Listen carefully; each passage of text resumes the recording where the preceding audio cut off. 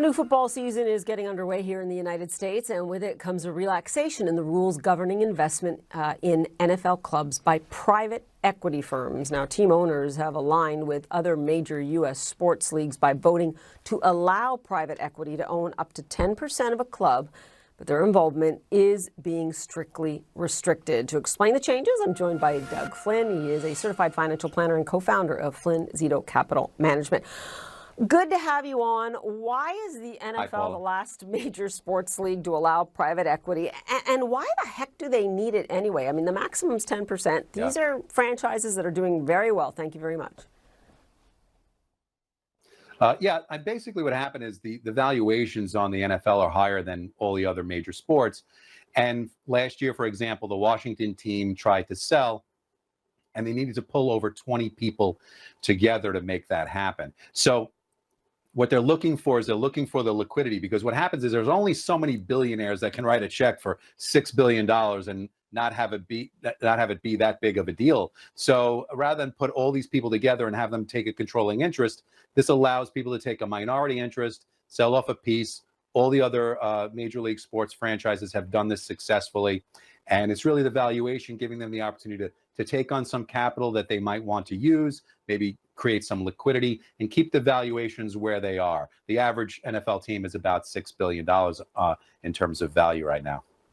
Notwithstanding the Dallas Cowboys, I believe, who hit double digits as the first franchise to do so. I want to ask you, though. That's right. Will this change anything in this sport? Especially given, as you and I discussed this, these are healthy franchises with healthy TV rights. People are kind of wondering, where does private equity's role in this business come into play? Yeah, it's a good question. Private equity's problem is they raised, the number is about $2.7 trillion over the last couple of years just in cash that they've not been able to place. They just haven't found the opportunities that fit within private equity, which is basically illiquid, tie it up. They want above average stock market returns. They want way above that. They're willing to trade some liquidity for that enhanced return. And so people don't want to pay all these heavy fees that private equity has to have them sit in cash. So it kind of solves their problem too. This allows them to put a couple of $100 million to work into something that certainly is something to talk about and brag about, that you're a part owner of an NFL team, but also does get some of that cash to work. They need to do that. So it solves some of their need as well.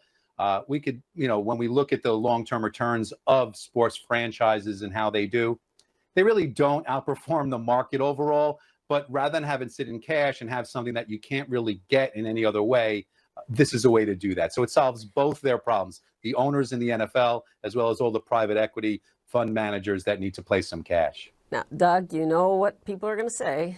Private equity. What could possibly go wrong here, Doug? Do you think there are enough guardrails there in terms of the restrictions?